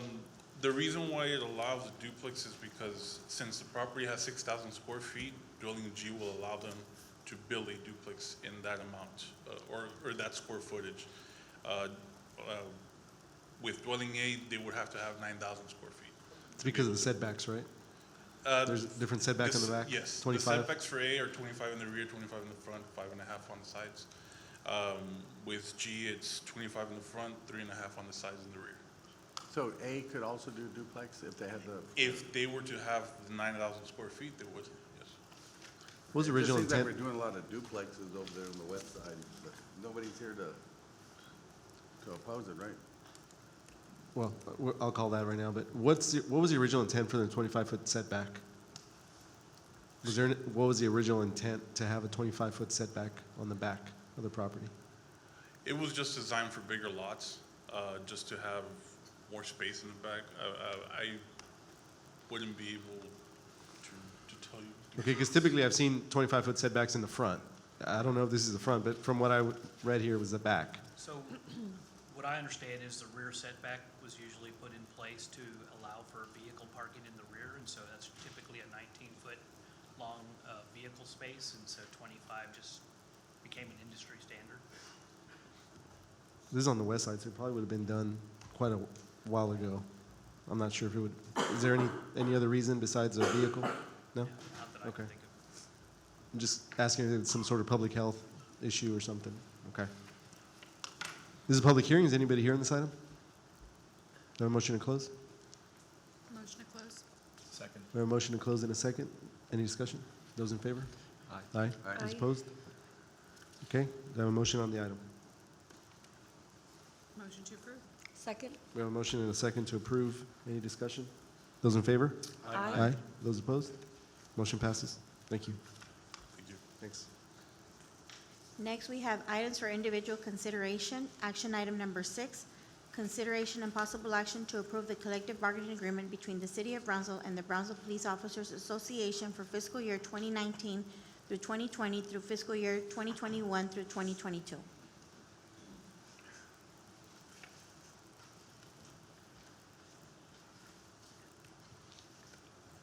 Mayor and Commissioners, Rebecca Hayward, as you know, the attorney that was hired to represent the city in the collective bargaining negotiations with the Brownsville Police Officers Association. So just to kind of quickly rehash the two major items on basically that we were kind of going over in depth were health insurance and base wages. So we accepted the union's last proposal to increase, they were going to increase in insurance premiums from $200 to $750, so they're increasing up $500 individual and up to $1,000. You said premiums, but you mean deductible? Deductible, I'm sorry, deductible. Excuse me. So we accepted their last proposal, and then our counter offer to them in base increases was 2% for each year of the 3-year contract. And they took that back to their membership, and it was approved substantially. And I believe the final numbers was 159 to 22. 159 for and 22 against. So it was ratified with substantial improvement by the membership. So I just kind of wanted to touch base on some of the non-fiscal highlights that we agreed to that I think we're really proud of. One of them is the promotional articles. So Article 16 and Article 17 is promotion with commanders and sergeants and lieutenants. That was something that the chief worked with the union on and got with other departments. So that way, we're not just hiring those who test well. So we're looking at other factors on top of just being able to just do a multiple choice test well. So that's a real improvement that both the union and the city are excited about, as well as Chief Salceda. Additionally, we have the Bill of Rights. So the prior article regarding discipline and Bill of Rights was vague, it was very broad. We looked at other cities that we've negotiated with and other police departments where it just provides for more due process for the police officers when it comes to discipline. And that really doesn't hurt anybody. It helps the city in trying to impose discipline, and it helps the officer in their due process rights. It just clarifies things a lot better to make it easier for if discipline has to be issued, so that we follow rules and we have our day to present our reasonings or whatever comes up. And just generally a lot of cleanup. There was some references to older statutes. In some of the disciplinary hearings, there was reference to guilty, not guilty. That's not how we do disciplinary. It's whether they are, whether they did the misconduct or not a guilty, not guilty statute. So we just did some general cleanup, a lot of back and forth with words, as kind of as lawyers do, with shalls and mays, and so we did that a lot. So we've been at this for a few months, but the union has approved the last offer that the city has authorized, and our recommendation is that you pass this, that you adopt this contract. And so before I make the motion, I just want to thank our police officers for the work you do, and most importantly, thank you for coming to the table with the City of Brownsville. Obviously, we wanted to accept your first offer, and I stood with you on that. But with saying that, the cost of healthcare has become so critically high, like never before, and this is a national issue. It has nothing to do with the work or the service that you provide for us. And with that, we understand the wear and tear that goes into your body with the work that you do, and how it's going to affect you in 10 to 15 years. And so our retirees are very important to us, and your Bill of Rights for officers' rights were very important for myself, that you are protected and that you feel comfortable and that you understand this is a partnership with the City of Brownsville, and that you love to work here and you understand we're here with you. And with that being said, thank you to the union bargaining representatives, because you really, really fought. And our officers are better for that. We really got to the line of where the city could go. And so with that being said, I'd like to make the motion to approve. Could I, well, if you want to get your second. Yeah, we have a motion to approve. Do I have a second? Second. We have a motion and a second. Discussion? So Commissioner? where did we end up with the integration of the police department into the civilian health care plan? They're still on a plan, they're still on Plan C, so they're on a separate plan, but they went from the $200 deductible to up to $750. So the civilians went from $600 to $1,000.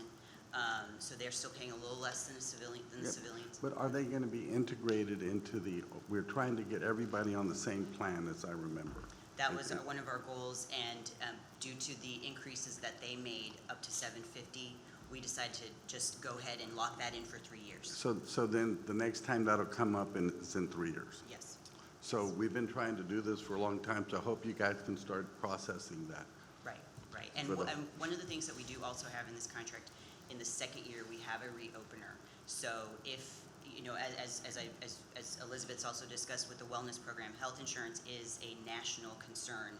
And so if we are at the point where in 2 years we need to revisit this because it's skyrocketing more, we can in the second year, and we won't open the entire contract. Okay, well, for example, the wellness plan that she's been working so hard on, is that for the civilian plan, or does that include the police department? It includes the PD as well.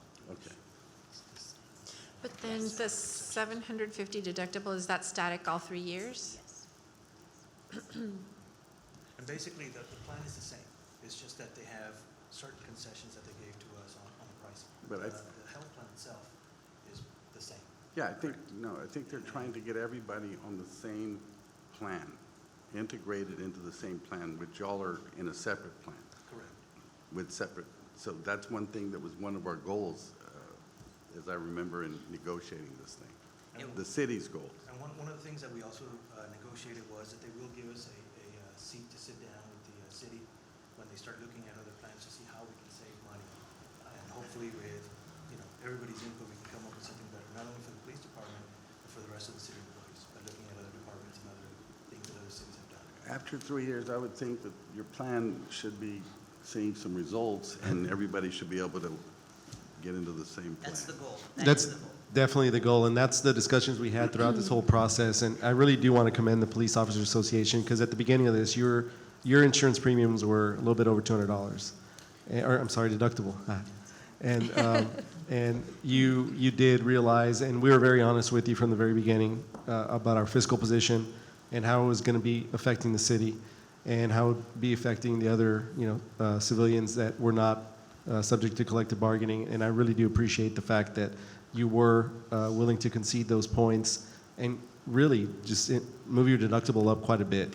And I think that's definitely something to be commended. I appreciate you taking all those other factors into account. It means a lot to me as mayor, and I know it meant a lot to the city as well fiscally. And the goal certainly is to move over the next 3 years. I know that Mr. Bernal and I have had the discussions with you as well, to try and lower those insurance costs. And if we can accomplish that, that's better for all involved. And I know you're going to be moving towards wellness plan as well. So everything's looking on track. We've got 3 years to get this right, or 2 years hopefully. And thank you. Thank you all for being open to when we were talking about this. Part of this, the contract does include that we start using and we start getting educated a little more on how to better use the insurance so that the costs do go down. So we are planning to take advantage of that so that our members are more educated on, the options that we have through the plan, because I think that if we work together as we have been, we'll be able to both come out ahead. And I've seen that the early numbers on Teledoc are pretty positive. They're encouraging as well. So thank you. I'm hopeful for the future that, yeah. So I'll call the question. Okay. Wait, may I ask a question? Sure. Just for the civilian population, though, do they have their deductibles locked in for the next 3 years? They do not, no. So they could be raised next year? They could be raised next year. And my understanding, Noel, is that it's really not the intent to raise next year, but to go down utilizing the wellness program that you guys are implementing to include Teledoc. Some of the just discussion with other cities, that has made such a huge improvement alone. So no, the civilians potentially could be increased next year, but my understanding is that is not the goal. That's hypothetical. I don't want to see it come to fruition. That's terrible. Was it you? So that might be me. So our commitment, what we did this year, we called it more of an intermediate step during the budget timeframe. We tweaked where we felt we had the least impact to our employees. Basically, the deductible and out-of-pocket costs were roughly around 25% or less. They would reach the deductible. Our employees didn't really reach that at a high percentage. So we also contribute toward contributions that our employees make. That wasn't touched. So we are still competitive. I think part of the issue is that we allowed this issue to go on for too long, leaving us with not too many options in the short term to cost contain and stop the bleeding, for lack of a better word. Now we're committed to a wholesale implementation of our wellness program, and we anticipate results. It does take a little bit of time. I think the mayor and I have gone back and forth on 2 years, 3 years. We're all hands on deck here. I think the officers understand where we are. We have been transparent about our numbers. We have been transparent about the realities of how this compounded over time and put us in this precarious spot. We couldn't do much between the months that we were budgeting, but now we have been more assertive, and our commitment is to remain competitive on our benefits overall, including health costs. And if we can cost contain, we intend to preserve our employee cost to the degree that we can. But we'll communicate to the commission, and our goal is to hold that line. Okay, we had a motion and a second. Those in favor? Aye. Those opposed? I'm going to go nay. Okay, 1 nay. Motion passes. Thank you. Thank you. Thank you, Commissioner. Action item number 7, consideration action to award change order number 5 to Spa Glass Contractors, Inc. for the terminal project at Brownsville South Hydro International Airport in the amount of not to exceed $33,861.97. Good evening, Honorable Mayor and Commissioners. We have a change order here with about 6 items on it. There's about 5 increases to the project. They were all pretty much unavoidable, and then we have 1 deduction wrapped into this change order. So the total is actually a little lower than the 33,000, it's 31,861. There was a typo somewhere. This would, we're presenting this at the $31,000 level that is normally approvable by the city manager, but this exceeds the original award amount that the commissioner had approved, so that's why we brought it back. Okay. We didn't pass the last one? You did. So this is the second one? I mean, That another last one would have been, that was actually funded through, I think the last one we did was a change order to approve funding the airlines build-out, and the airlines are actually going to be repaying that, so it's funded already. So we're not actually asking for funding for that, we're just asking for financing. That's what it was. Those were kind of fronting the money. Correct. We're going to get it back, right? Okay. This is actual money we would have to pay in excess of what was previously awarded. Yeah, was it last meeting or the meeting before last when you had the spa glass change order? There was one that Right. had to do with glass. Right. Yeah, we did increase that, but that, I believe that was funded, I can't remember them all, but I believe that was funded through deductions that we had already change ordered in previous change orders. So we've actually done quite a bit of savings on the project so far. And even this one has a $78,000 deduction in the change order to help control these costs. So but like I said, this is the first actual increase and not a trade. This is not a trade. This is an actual increase to the budget amount. Okay. Do I have any motions? Motion to approve? Second. We have a motion and a second. Any further discussion? Those in favor? Aye. Aye. Those opposed? Motion passes. Thank you. Thank you. Action item number 8, consideration and action to award a term contract to JIO Construction for grease trap and septic tank cleaning services for the city of Brownsville, bid number GTC-63-1019, as stipulated pricing on as needed basis by each city department. Good evening, Mayor and Commissioners. My name is Roxana Moreno. I am the Internal Service Director, and I'm here today to present this agenda item for grease traps septic tank cleaning service for City Department facilities. We only had one bid submitted, which staff recommended to GIO Construction, which is a local vendor. This is a 3-year contract with the option of 2 additional 1-year term. There was no previous contract in place, so this is something that we're implementing. Does this service, it's the city that's going to, or GIO is going to provide it for the city? For our facilities. And so, is this like a truck that goes and cleans it out, or do we don't have any facility, for example, for food trucks to go dump their grease, right? No, this is about facilities as far as septic tanks. We have like 4 locations where they do have septic tanks, along with 7 grease trap areas where we go to. Okay, but this is mobile. This is something, Yeah, a truck they that go goes and and service does. the different. So the city has no dump stations, you might say, for RVs or even the food trucks or anything, right? Not that night, to my knowledge. But that's not what this is for, right? No. This is for city Yeah. City facilities. facilities like the event center. Okay. The I'll city motion to center, approve. yeah. Second. Yeah, wherever there's a grease trap or septic tank. So we have a That's motion. owned by the city. That's owned by the city, correct. We have a motion to approve in a second. Any further discussion? Those in favor? Aye. Aye. Those opposed? Motion passes. Thank you. Oh, that was an aye for me. Next, we have board appointments. Action item number 9, consideration and action on resolution number 2019-107 to appoint members to the Downtown Tax Increment Reinvestment Zone Number 3, City of Brownsville Board. Good evening, Mayor and Commissioners. Earlier this evening, you approved an ordinance creating the Downtown TERS Number 3. The next step in the process in the creation of the TERS is for the commission to appoint 6 board members. That will leave 1 slot for the Cameron County when they decide to participate in the TERS with their increment as well. Can there be a city commissioner on there, or no?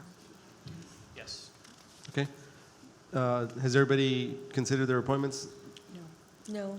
No, we didn't know how many there was going to be. I think I asked last time. I think there's 6 Yeah, plus 6 1 from the plus- county. oh, yeah. Who actually has one or who's ready to make one? I am as well. So 3, 4? Okay, and then we can leave the other 2? Okay. Commissioner I Galansky? have two, actually. First, I would like to appoint Basilio Gomez Jr. or Bacho Gomez. Okay. And, second, I would like for Commissioner Neese to be on there since it's his district, and that way he can relay whatever's discussed. Okay, let's take them up individually then. First one, Basilio Gomez, you said? Yes. Okay. Second. We have a motion and a second, Basilio Gomez. Any further discussion? Those in favor? Aye. Aye. Those opposed? Second nomination is for Commissioner Neese. Do I have a second on that? I just have a question. Is that going to fill his spot on the Tiers Board? Because there's 7 positions. Yeah, I would not try to appoint anybody. Okay. I'll So second. we have a motion and a second to appoint Commissioner Neese. Those in favor? Aye. Those opposed? Motion passes. All right. Commissioner Cowan? I'd like to appoint Gerardo Martinez. We have a motion for Gerardo Martinez. Do I have a second? Motion and a second. Any discussion? Those in favor? Aye. Those opposed? Motion passes. I'd like to nominate Manuel Casanova. Second. We have a motion and a second. Any discussion? Those in favor? Aye. Those opposed? I'd like to nominate Narciso Escareño. I'm sorry, I just coughed while you were talking. Narciso Escareño. Okay. Second. We have a motion and a second for Narciso Escareño. Any discussion? Those in favor? Aye. Those opposed? So how many does that make now? That's 5. You and I. No, I thought we appointed some last time. No, that was Was for that the it? charter That was review. for the Charter review. charter. Oh, We're- okay. I think, are we taking that up too? Yes, I'll that'll have be mine by later. January the 7th if you want to put it on the agenda again. So, but isn't that going to be too many? Because you haven't made an appointment, nor have I, Right. and the county gets 1. Oh, You follow me? Do y'all want to kind of talk about it, figure it out, however you want to do it? I think that was shady. Can there only be 7 members? Well, the ordinance that you passed accounted for 7 members, 6 from the commission and 1 from All the right. county. Now, of course, That's it's a fine. commission's prerogative to amend your ordinance. Yeah, the thought it was to do an odd number, so I that in understand. case there's a vote, Commissioner, but of course, you're able to change that if you'd like. We can increase it to 9 since we have a commissioner sitting on it. How quickly do we need to get that up and running? Pretty quick, right? Yeah, and we Okay. also wanted to be consistent with the other boards and commissions. Okay. The commission established a uniformity of 7. Okay. So we're trying to also stay within that. Okay, That well, let's look at that. But for now, we've got enough to get it going and operating. For And then we'll quorum. wait for the next meeting to appoint the last member possibly. Correct. Okay, And very we'll be good. going Maybe to you the and I county can and discuss presenting. somebody that we mutually agree with. Cool. All right. Thank you. Next, we have item number 10, consideration action on resolution number 2019-108 to remove and appoint a member to the Planning and Zoning Commission. I'll say, I brought this one up because it had come to my understanding that, or it had come to my attention that there was someone who wasn't attending quite regularly. I just want to say that I'm equal opportunity. I have no biases against people because of their race, gender, whatever it is. My whole thing is that for these groups like JBIC, BCIC, Planning and Zoning, people come to these meetings because they're requesting either a permit or incentives. They've spent money to try to get these plans going or projects that they're trying to do. So it's imperative that we meet quorum for all of these meetings because we can't be wasting people's time and money when they have sometimes their life savings, they've taken out loans for these things. So I'm going to be a stickler about people's attendance. The city policy strictly says that we want a minimum of 75% attendance rate, and so I'm going to be watching about that, especially when it affects the public, when they're coming out for permits and incentives and things. So I realize that the person who I had been thinking about has only been there since August, and he's missed 2 out of 6, which would mean a 66% participation rate. But if y'all want to give him another chance, that's fine, but I want to put him on notice that I expect attendance and participation, or at least I do. Who is it that you're talking about? Aaron Rendon. Okay. Okay. The Planning and Zoning Commission, the current Planning and Zoning Commission has also expressed a concern with the frequency of their meetings and their level of customer Correct. service to our development community. And so in 2020, the plan is for us to move from one meeting a month to two subdivision plat approval meetings and one zoning commission meeting per month. That would be great. Mr. Vasquez, is it, do you know whether the policy that talks about 75%, is that a calendar year or how quickly? I know that typically it's, if you miss 2 or 3, likely 3 meetings in a row. Like 3 meetings in a row. Right, but then what about the 75% requirement? Do we know if that's a calendar year? No, I think it'd be, Because if somebody misses their first meeting, then they're at 0, right? So there has to be a reasonable basis to get to that 75. then if he misses one, misses another one, makes the next one, then I think, you go from that forward. So if you miss But- 3 after from there. Shouldn't it be within a year from their Well, appointment? That's what I would think, but I'm just not sure what the policy says. So I'd like to get some sort of answer for that one. If we don't know the answer now, then by the next meeting. We should have So, clarification. Do you want to table that item? Or do you just want to put She's it on, back. give notice or whatever, as you said? Commission, it indicates both. There's both a 75% attendance requirement over the course of a year, Okay. as well as 3 consecutive meetings. Got it. So cause for removal is either or. Okay. Okay. Wait, I think he didn't know if it Yeah, was a but- whole year or from the time they were appointed, right? So it's a year from the time they were appointed, probably, I would imagine. So he's still within he's still good, right? Well, sounds like it. Yeah, no, then I don't even think we should take action on this item. No, I because- think, Commissioner, are you Or going to just table put that? peop- And this is not, I'm not trying to make an example of one particular person. This just goes out to everyone. I think at least us, we got elected because we wanted to improve customer service. And so when you're not making quorum for some of these meetings because people have other commitments, and you know that you can't fulfill all these meetings, then maybe it's better to step down because there are plenty of people who are willing and capable of serving. And we can't be doing this to our citizens by not having quorum, and then they're wasting time and money especially, which is a big hardship for them. So the Planning and Zoning Commission, have they had any meetings that have had to be postponed because of lack of quorum? I think they did early on. And that's one of the reasons, once we got people appointed, that became less of an issue. I think they may have had a quorum issue once. In the last couple of years, it happened quite frequently. Right, Yeah. right. Okay. So, okay, yeah, just let people know, especially when they're appointed to the boards, what day we expect them to be here and present in their seats making decisions.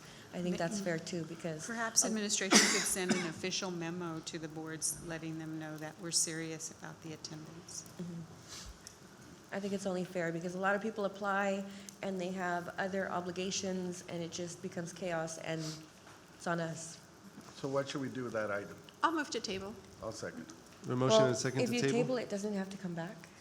It doesn't have to. We don't put it on the agenda. Yeah. Okay. Until I see Unless you something. bring it back, yeah. Okay, we have a motion and a second to table. Any discussion? Those in favor? Aye. Those opposed? I'll vote nay. Okay.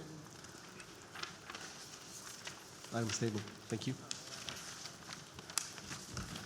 Item number 11, consideration and action on resolution number 2019-106 to appoint members to the Charter Review Committee. I would like to make a motion to appoint Daisy Zamora. I'll second. We have a motion and a second to appoint Daisy Zamora. Any discussion? Those in favor? Aye. Those opposed? For my appointment, I'd like to appoint Michael Gonzalez. Second. Attorney. We have a motion and a second for Michael Gonzalez. Any discussion? Those in favor? Aye. Those opposed? For mine, I'd like to appoint Raul Gonzalez. Second. Motion and a second for Raul Gonzalez. Any discussion? Those in favor? Aye. Those opposed? Motion passes. Thank you.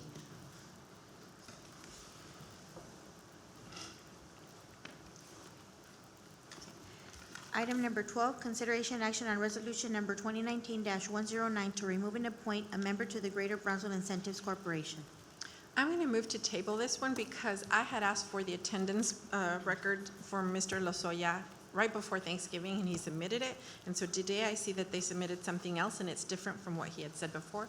So I would like him or the Chairman Guerra to appear and explain the discrepancies. And I know that y'all are on the board, if you could please convey that message, because it's not what I don't know what's changed in the past 2 weeks, that his attendance report is different. So your motion is to move to table and bring it back at the next meeting? Correct, with him or the chairman I'll to second that. be here to represent. Okay. Can I just ask whose attendance we're questioning? Pedro Cardenas. Okay, we have a motion and a second to table the item. Any further discussion? It's the table and bring back at the next. Table and bring back. Okay. Motion to table and bring back at the next meeting. We have a first and a second. Any further discussion? Those in favor? Aye. Those opposed? Okay. Thank you.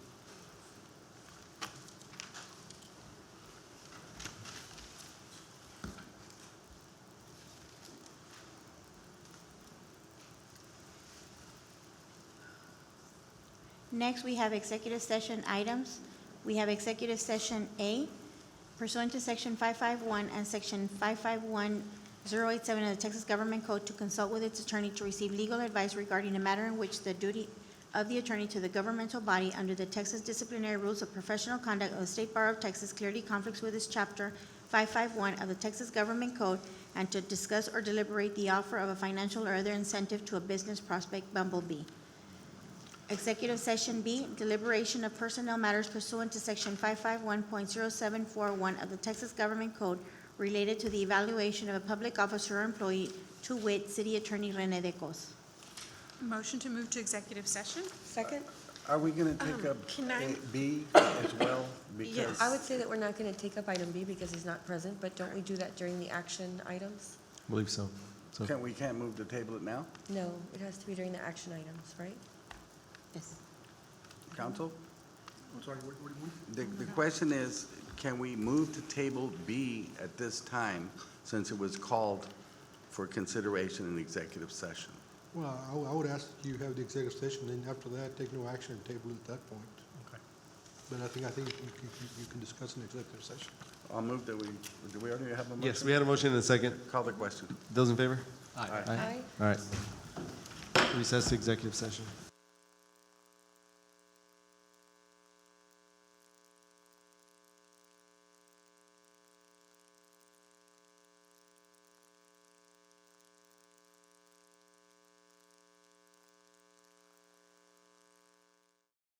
Possible action on any items as discussed in executive session. Action executive item A pursuant to Section 551.071 and Section 551.087 of the Texas Government Code to consult with its attorney to receive legal advice regarding a matter in which the duty of the attorney to the governmental body under Texas Disciplinary Rules of Professional Conduct of the State Bar of Texas clearly conflicts with its Chapter 551 of the Texas Government Code, and to discuss or deliberate the offer of a financial or other incentive to a business prospect, Bumblebee. Do you want to make the motion, Dr. So Gao? the motion, I make a motion to, for the city manager's office to proceed as advised by consultants. I'll second that. We have a motion and a second. Any further discussion?